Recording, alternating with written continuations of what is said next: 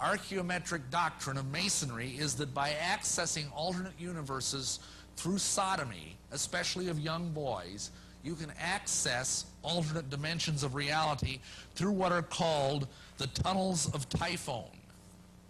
Now, you remember I showed you earlier a map of the Tree of Life. Well, everything in magic, like everything in the occult, has its yin and yang. It's positive and it's negative, it's good and evil. There's always this dynamism.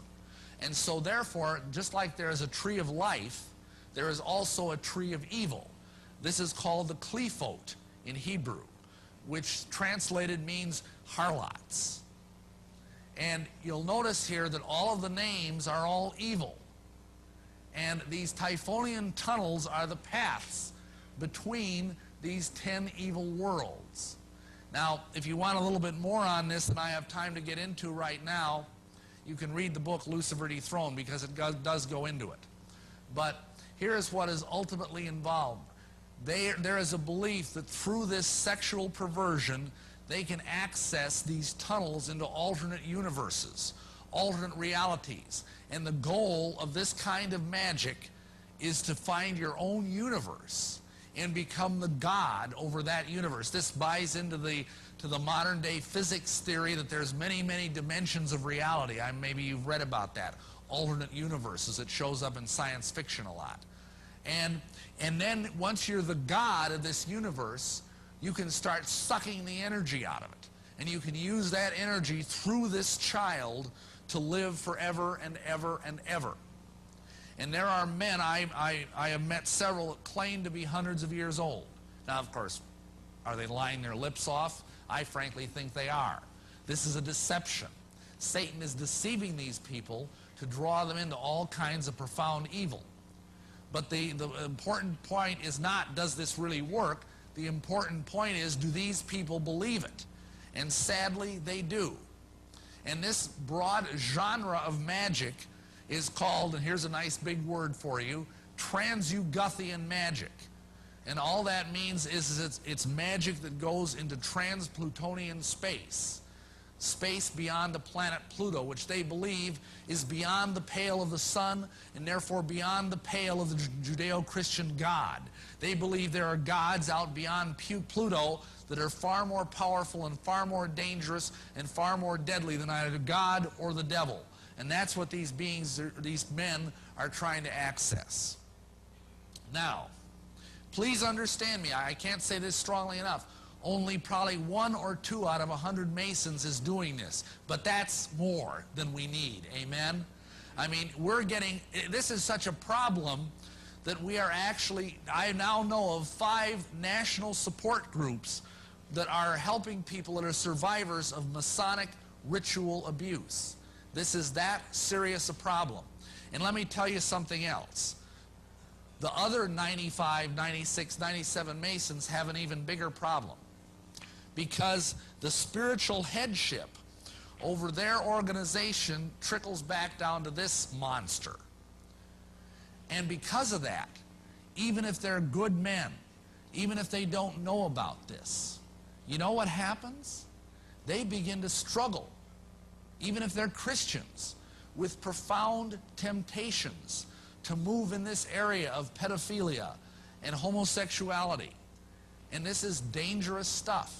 I mean, this is spreading throughout the world like a plague. We have organizations like NAMBLA, the National Association of Man-Boy Love, which their slogan is sex before 8 or it's too late. And they're trying to lower the age of consent to 8 years old. And all of this can be laid at the door of this occult monstrosity. Now here's the issue. Just like, you know, we have a saying in the state where I come from. You lie down with dogs, you get up with fleas. Amen? If you're a Mason and you're in an organization with this kind of spiritual headship, this is all around you and you don't even know it. It's like a fish swimming in polluted water that's full of spiritual sewage. And you can't help but take this into yourself. And even if you're a Christian, this is going to have an impact on you. Even if you are, I mean, even in my case, and I wasn't a Christian at this time by any extent of the imagination, but it's important to understand that in all of this, that I myself, as a normal, red-blooded heterosexual, was finding myself continually drawn into sexual thoughts and sexual fantasies about little boys. I thank God I never acted on any of that. But it was being forced on me because I was under the umbrella of the Masonic leadership. And it is really a very tragic thing, but it is very real, this kind of headship. So the bottom line here is that you cannot be a part of this and be a follower of Jesus Christ. I heard another brother say it this way: you cannot at the same time be an intelligent Mason and an intelligent Christian. It's that simple. Now, people ask me, what's the big deal about all of this? And I'm going to end this with something a little bit more uplifting, because I know that probably just dismayed the living daylights out of everybody. This is a very important symbol in Masonry and in Satanism. It's called a trapezoid. Doesn't it bother you a little? Doesn't it look unfinished somehow? That's the idea. In architecture, this is called a frustrum, because it frustrates people.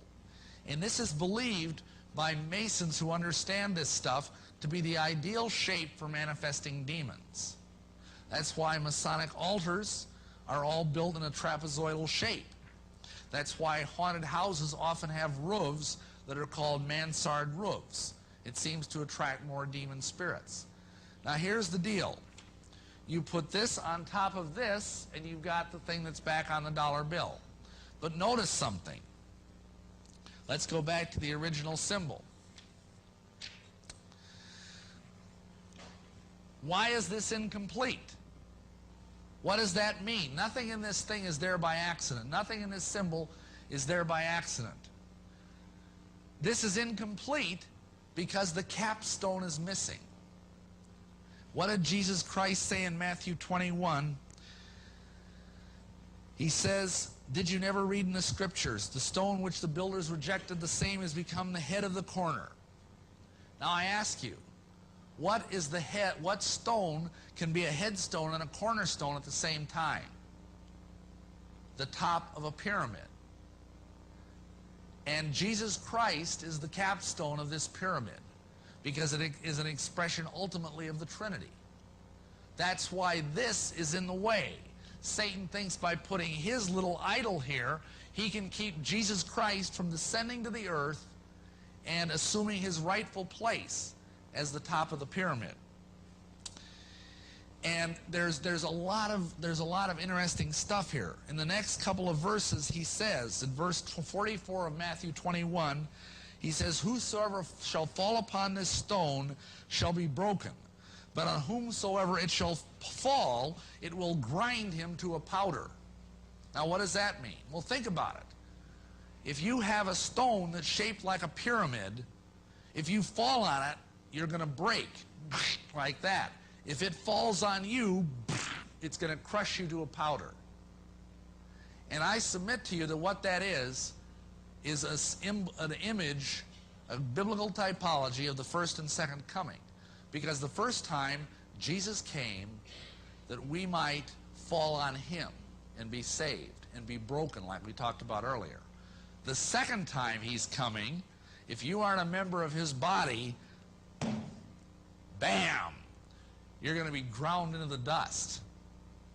No more Mr. Nice Guy, in other words. And that's what this symbol is, and that's why Satan is so desperate to keep this as his symbol, is because he does not want this pyramid completed. But we know that no matter what Satan does, it is going to be completed, because nothing can stay the hand of God. And that second advent, I believe, is very, very, very close. And on that note, I'm going to bring it to a close for this portion. Thank you very much.